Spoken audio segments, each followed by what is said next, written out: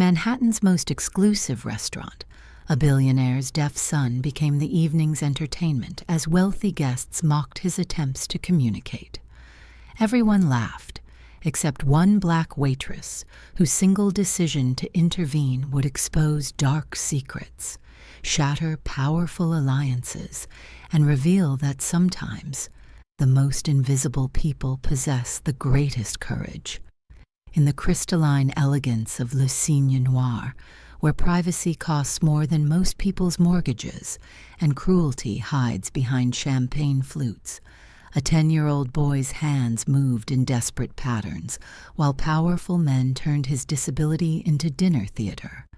But when Aisha Monroe stepped forward, everything shifted, revealing buried traumas, impossible connections, and a collision between past and present that would change 3 lives forever. The dinner service at Le Cygne Noir was already in full orchestration, the kind of controlled chaos that appeared effortless only to those who'd never worked it.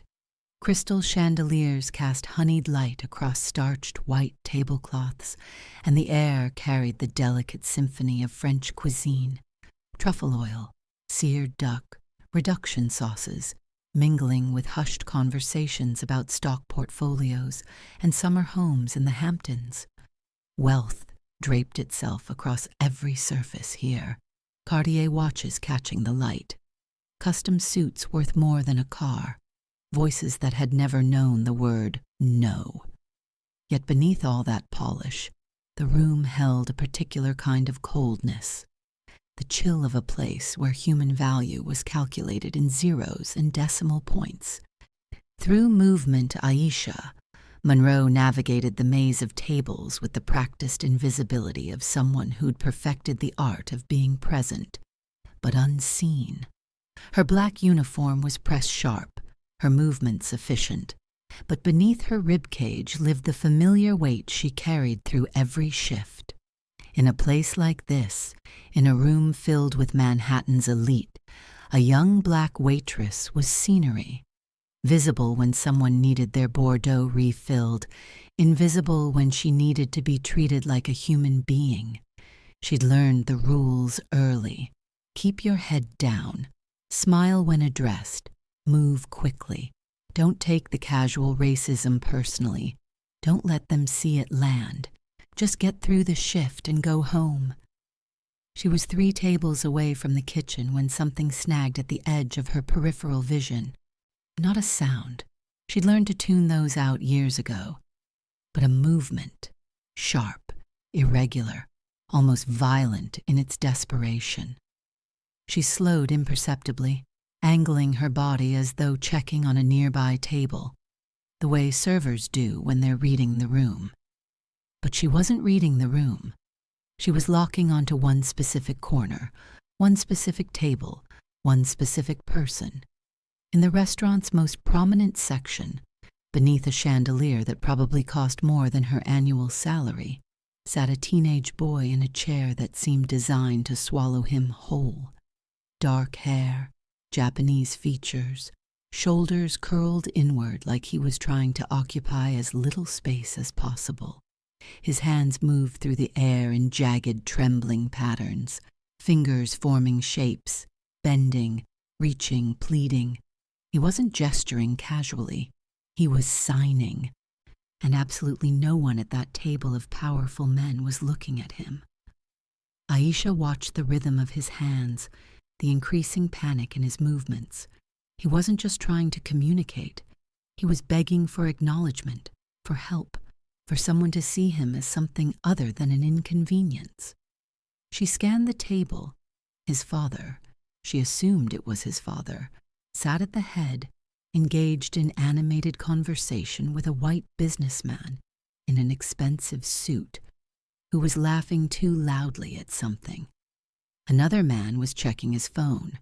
A third was signaling for more wine. None of them looked at the boy.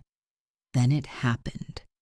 The loud businessman noticed the boy's signing, nudged his companion, and began mimicking the hand movements with exaggerated mocking gestures. Laughter erupted around the table, cruel, casual laughter. The kind that comes easy to people who've never had to fight for dignity. The boy's hands froze mid-sign, his face flushed, deep red, eyes dropping to his plate, shoulders hunching even further inward. His father's jaw tightened, but he said nothing. He just let it happen.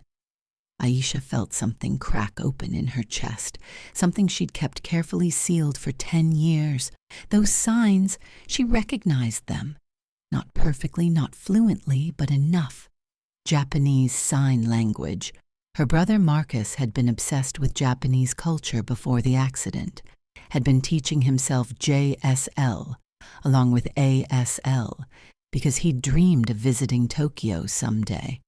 She'd learned alongside him, their hands moving together at the kitchen table while their mother cooked dinner. A lifetime ago. Her feet changed direction before her brain caught up. She walked to the service station with deliberate calm, grabbed a water pitcher and a fresh glass, and gave herself 3 seconds to decide whether to cross this line. 3 seconds to weigh her job against her conscience. 3 seconds to choose between safety and doing what Marcus would have wanted her to do. The decision made itself. When she reached the table, conversation paused. All eyes turned to her, except the boy's, which remained fixed on his untouched plate. She set the water glass in front of him with gentle precision, then did something she'd never done in 2 years of working here. She bent slightly, catching his eyeline, and signed in slow, careful JSL. You are seen. You matter. Are you okay? The boy's head snapped up, eyes wide with shock, then flooding with something that looked like relief, mixed with disbelief. And his hands moved before he could stop them, signing back with trembling fingers. You understand me? 3 words that carried the weight of years of isolation. Aisha signed back, keeping her movements small, private, meant only for him. I understand you. The temperature at the table shifted. The businessman who'd been mocking the boy stopped mid-laugh, his expression hardening. The father, the one she now understood must be Kenji Nakamura, the tech billionaire whose face she'd seen in Forbes, was staring at her with an expression she couldn't quite read. Confusion, suspicion, something else underneath, something that looked almost like hope. Excuse me, the mocking businessman said, his voice carrying the particular edge of someone unused to being ignored. We didn't order water, and we certainly didn't order, pull whatever this is. Aisha straightened but didn't step away. The boy was looking at her like she'd just pulled him from drowning, and she knew that look. She'd seen it in her own mirror for years after Marcus died, that desperate gratitude for any lifeline in the dark. She signed one more thing, barely moving her hands, just for him. Don't let them make you small. You're worth more than their cruelty. The boy's eyes filled with tears. He was clearly fighting not to shed. His father saw it. The businessman saw it. The whole table saw it. And in that moment, Aisha understood 2 things with perfect clarity. She'd just made either the best or worst decision of her life, and there was absolutely no going back now. But as she felt the weight of judgment and curiosity pressing down on her from all sides, as she saw the boy's father's expression shift from confusion to something deeper, she also felt something she hadn't felt in 10 years. The sense that maybe, just maybe, Marcus's death could mean something beyond grief. That the language they'd learned together at that kitchen table might save someone else the way it couldn't save him. She just didn't know yet how high the cost would be. Aisha's hands moved before her brain could stop them. The signs flowed out in careful JSL. Don't let them make you small. You're worth more than their cruelty. Hero's shoulders straightened. Something like hope flickered across his face. He signed back, tentative. Thank you. No one ever... What the hell is this? Richard Sterling's voice cracked across the table. He pushed back from his seat, face flushed, and eyes locked on Aisha, with the kind of rage that came from being made irrelevant. Did we ask for your input? Your performance? Aisha straightened, expression neutral. I apologize, sir. I was simply... You were simply nothing. Sterling's voice rose. You were inserting yourself into a private conversation, making a spectacle. What's your name? Aisha Monroe, sir. Well, Aisha Monroe, let me explain something about service. He leaned forward, smile sharp and cold. Your job is to bring food and disappear, not to play interpreter, not to involve yourself in matters above your pay grade. Kenji Nakamura sat frozen, eyes moving between his son, Aisha, and Sterling. His mouth opened, but no words came. Hero's hands clenched into fists. Is there a problem here? Laurent, the floor manager, appeared with practiced urgency. He looked at Aisha, warning clear in his eyes. Miss Monroe, perhaps you're needed in the kitchen? It wasn't a suggestion. Sterling gestured dismissively. What you need is better training, or better staff entirely. Aisha held Hero's gaze one more second. He signed quickly, desperately. Please don't go. But Laurent's hand was already on her elbow, gentle but firm, guiding her away. As she walked, she felt Sterling's satisfied smirk burning into her back, heard Kenji's silence louder than any words, sensed Hero shrinking back into himself. She understood with perfect clarity. She'd just chosen her brother's memory over her livelihood, dignity over safety, doing what was right over doing what was smart. The only question now was what it would cost her. Aisha's apartment was the kind of small that required strategic furniture and acceptance, that personal space was a luxury. The radiator clanked. Streetlight bled through thin curtains. Her neighbor's television murmured through the wall. She dropped her keys on the counter, body still vibrating with adrenaline and the hollow ache of knowing she'd probably be fired by morning. But it wasn't unemployment that made her hands shake. It wasn't Sterling's rage or Laurent's disappointment or Hero's desperate eyes.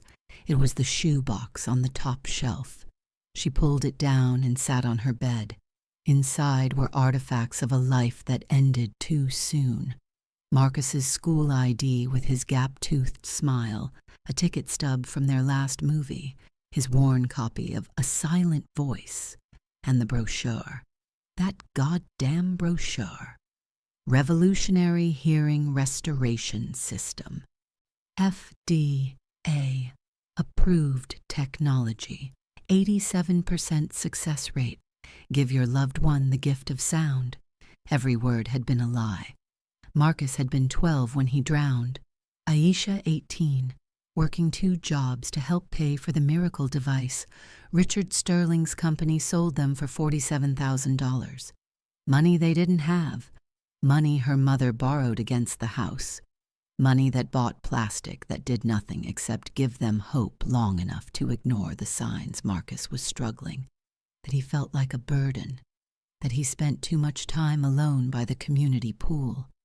She remembered her mother's face when the police came, her father aging 10 years in 10 seconds, standing at Marcus's funeral, signing "I love you" to a casket that couldn't sign back, while Sterling's company quietly dissolved, reformed, and then continued selling false hope to desperate families. She'd spent 10 years compiling evidence, forum posts from victims, FTC complaints, documentation of Sterling's corporate shell game. She'd carried it like a stone, waiting for one clear shot at justice. Tonight, she'd recognized his voice, the same cruel enjoyment shaking her mother's hand, promising miracles, the same dismissive arrogance, mocking a child for being different. She opened her phone to the folder labeled Marcus, do not delete. Photos, signing enthusiastically at the kitchen table, hands blurred with excitement. Dressed as a samurai for Halloween, Japanese culture obsession already taking root. Standing beside her at graduation, so proud. She'd never made it to college. The money was gone. Then Marcus was gone. And then the part of her that believed the world was fundamentally good was gone, too. But tonight, when she'd seen Hero's hands moving in desperate patterns, when she'd watched powerful men treat his disability as entertainment, something cracked open inside her. Not hope, something harder, sharper, purpose. She texted her mother, "I saw him, Sterling. I'll explain tomorrow." Then she opened her laptop and began organizing the evidence she'd carried for a decade, because tomorrow she would either lose her job or burn everything down trying to do what she should have done years ago. Either way, Marcus deserved better than her silence. Kenji Nakamura was waiting in the alley when Aisha arrived for her shift. He stood beside a black sedan, hands in pockets, coat hanging with elegant simplicity only extreme wealth could buy. She slowed, but he stepped forward with palms raised. "Miss Monroe, I apologize for the ambush. If this is about last night, I already know I'm probably fired." "You're not fired. I spoke with the owner this morning." "Why would you do that?" "Because my son hasn't stopped talking about you." Something cracked in his polished exterior. "In 10 years, I have never seen Hero respond to a stranger the way he responded to you. He signed your name 43 times last night. Asked if you were real, if you would come back, if you understood, or if he'd imagined it." The weight settled in Aisha's chest. "How do you know Japanese sign language?" Kenji asked quietly. "I had my reasons." "Those reasons, do they have anything to do with why you looked at my son like seeing him mattered more than keeping your job?" Aisha's throat tightened. She thought of Marcus, of 10 years carrying grief like a second skeleton. "I'm just a waitress who knows some sign language." "No." He stepped closer. She saw exhaustion beneath his expensive composure, the desperation of a father failing his son. "You saw Hero when everyone else looked through him. You responded when I sat silent, protecting a business deal instead of my child." His voice cracked. "He's asking if you'll come to dinner, at our home. Please." "I don't think that's a good idea." "Why not?" "Because the man who mocked your son destroyed my family.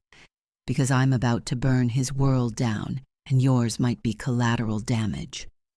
Because some things are complicated, Mr. Nakamura. More complicated than you know." He held her gaze, then pressed a card into her hand. "When you're ready for complicated, call me. A hero deserves to thank the person who made him feel seen." Then he was gone, leaving Aisha in an alley with a business card that weighed 1,000 pounds. Richard Sterling returned 3 days later. Aisha felt his presence before she saw him, skin prickling with recognition the way animals sense storms. Laurent appeared at her elbow. "Table 12.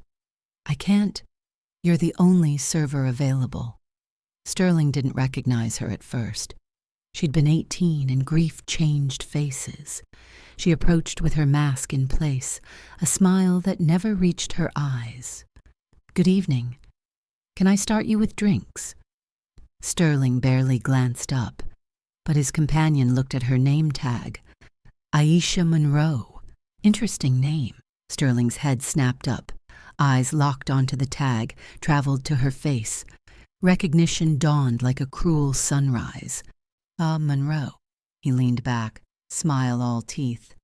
"Related to the Monroe family from Brooklyn? Had a boy with hearing issues?" "I'll give you a moment." "No, stay." His hand blocked her path. "That family made serious accusations against a business associate of mine. Tried to claim fraud. Of course, they had no proof, just grief and misplaced blame. The table went quiet. Eventually, they gave up. His voice dropped, threatening. Smart people know when to let sleeping dogs lie. Understand that some battles can't be won, especially when you're starting from the bottom. He smiled. You understand, Miss Monroe. She saw exactly what he was doing. The reminder of power, the implicit threat, the assumption she would back down because people like her always back down. I understand perfectly. Your drinks? Bourbon. Neat. He held her gaze. I'd hate for there to be any unpleasantness during my meal. I'm sure you'd hate that too. She walked away, his eyes burning through her uniform. In the service station, she gripped the counter and shook for 5 seconds. Then she texted a reporter who'd been waiting 3 years for a credible source on Sterling's fraud. I have everything you need, and I have a target date. Sterling had just made his biggest mistake, assuming she was still that 18-year-old who could be frightened into silence. He'd forgotten that grief, given enough time, doesn't just break you. Sometimes it forges you into something sharper. The email came 2 days before the private dinner. Laurent's tone was apologetic but firm. Mr. Nakamura had requested her specifically. The meeting with Richard Sterling. The $500 million deal. Aisha stared at her phone until the words blurred. She could call in sick. Quit. Walk away and let the universe handle Sterling, which was to say, never. Her phone buzzed. Kenji. Hiro insists you be there. He trusts you. So do I. She thought about trust, about what it meant to be trusted by a 10-year-old who'd spent his life invisible. Then she opened her laptop and logged into the private forum. 43 members. All families Sterling had defrauded. She typed, I'm in a room with him in 48 hours. I have documentation. Should I do this? Yes, finally. Make him pay. We're with you. My daughter would be 19 now. Do it for her. Aisha read every message twice. This wasn't just about Marcus anymore. She pulled out Kenji's business card and dialed. Miss Monroe, I'll come to the dinner, but I need to tell you something first. And about Sterling, about why this matters. I'm listening, though she told him. Marcus, the fraud, the fake device, the drowning, the 10 years of evidence, Sterling's threat, the reporter waiting, the 43 families. Silence stretched so long she thought he'd hung up. Miss Monroe, Kenji finally said, voice carrying fury. Come to the dinner, serve us, and when the moment is right, I'll make sure everyone in that room knows exactly who Richard Sterling is. You'll lose the deal. I'll gain something more important, my son's respect, and maybe redemption. Aisha looked at Marcus's photo, at his gap-toothed smile frozen in time. Okay, she whispered. Let's burn it all down. The choice was made. Now came the hard part, following through. The private dining room was designed for deals that changed industries. Dark wood, non-crystal glassware, expensive air.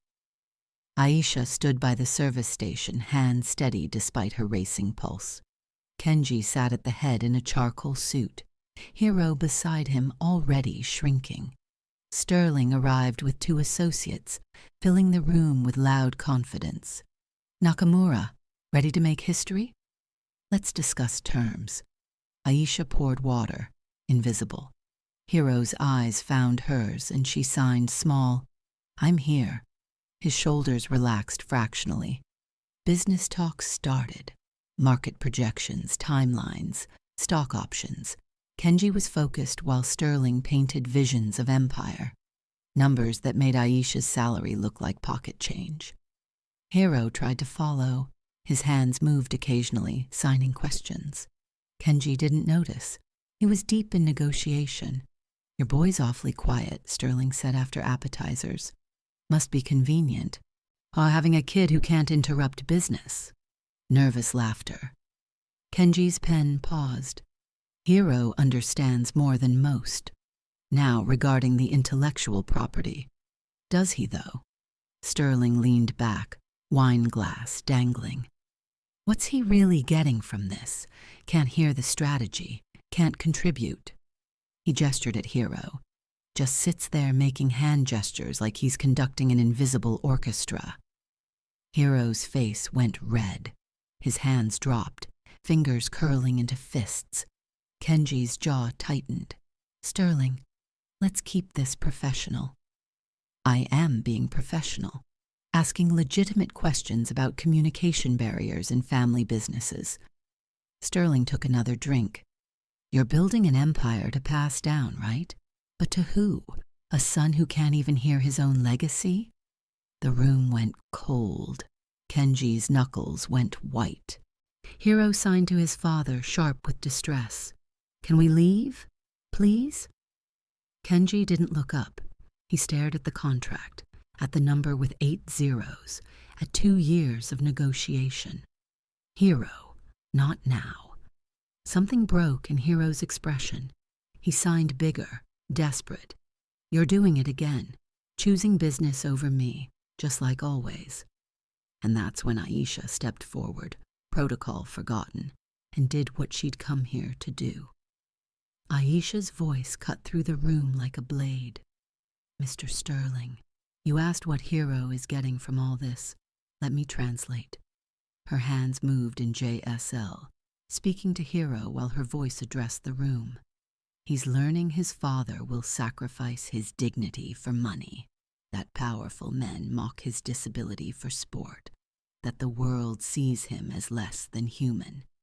Sterling's face went purple. Ooh, excuse me? Hiro is also learning that some people profit from disability, that men sell fake cures to desperate families, take their life savings and give them nothing but false hope. The room went deadly quiet. I'm talking about the Monroe family from Brooklyn. Aisha pulled a folder from her apron, placed it on the table. My family. My brother Marcus, who was deaf, who drowned himself at 12 because he felt like a burden after your company sold us a $47,000 device that did nothing. Sterling stood abruptly. This is slander. Nakamura, control your staff or I walk. I'm talking about 43 other families you defrauded, the shell companies you hid behind. 15 years of exploitation. You have no proof. I have everything. Bank records, testimonials, corporate documents, a reporter waiting, and a witness list that will bury you. Sterling turned to Kenji, pointing at Aisha. Fire her, right now, or this deal dies, and I make sure every business partner in New York knows you harbor employees who make false accusations. Kenji sat frozen, looking between Sterling, the contract, Hiro's devastated face, Aisha's stance. Hiro stood. His hands moved in JSL, big enough for everyone to see. Tell them what he said. Tell them about the other families. Don't let him win because of money. Aisha signed back. You're braver than all of them. Then Hiro spoke. His voice was rough, words slightly slurred, but devastatingly clear. Dad, if you sign that contract, I'm done. No more dinners. No more trying. You choose him, you lose me. The breaking point had arrived. Every secret was on the table. And now Kenji had to decide what kind of father he wanted to be. Kenji looked at his son, really looked at him, perhaps for the first time in years, saw the pain carved into his face, the boy who'd spent his life waiting to be chosen. Then Kenji picked up the contract and tore it in half. Get out, he said to Sterling, voice quiet but absolute. Get out and pray I don't dedicate every resource I have to destroying you. Sterling's face went from shock to rage. You're making a mistake. Miss Monroe, may I see your documentation? Aisha handed over the folder. Kenji flipped through it, expression growing darker. Bank transfers, testimonials, shell registrations. A pattern anyone could prosecute. 43 families, Kenji said softly. How much did you steal? Hiro's hands moved in JSL, Aisha translated. He says you told his father that deaf children can't inherit empires. He says he's recorded every word you've said tonight. Sterling's face went white. Hiro has documented every time you've mocked him, Kenji added, as have I. And now we have Miss Monroe's evidence, which I will personally deliver to the FBI, the FTC, and every major news outlet in this country. You can't prove. I can prove everything. I have resources you can't imagine, and a son who just taught me what matters. You're finished, Sterling. I will make sure what you did is exposed. Every fraudulent device, every shell company, every family you exploited. Sterling looked around, seeing his associates backing away. He grabbed his coat. You'll regret this. Kenji stepped between them. The only person with regrets is you, and security will escort you out. The door closed with a definitive click. Then Hiro signed to his father, and this time Kenji was watching. What did he say? Kenji asked, voice rough. He said, "Thank you for choosing me." Kenji's eyes filled. He pulled his son into an embrace, signing clumsy JSL against his shoulder. I'm sorry. Never again. Aisha stepped back, giving them space, feeling 10 years of weight lifting. Marcus would have liked this ending. 6 months later, Aisha stood in front of a classroom that didn't exist before she'd refused to be invisible. The Nakamura Foundation's community center occupied 3 floors in Brooklyn, blocks from where Marcus used to swim. Sunlight poured through windows, illuminating 12 families, hands moving through patterns becoming less tentative each week. Now JSL and ASL share some signs but have different grammar, Aisha signed and spoke. Language takes time. The door opened. Kenji and Hiro slipped in. They'd been coming every Thursday for 3 months, Kenji learning the language his son had been speaking all along. After class, Aisha joined them by the window. Sterling's federal indictment, Kenji said. 17 counts, 73 families willing to testify.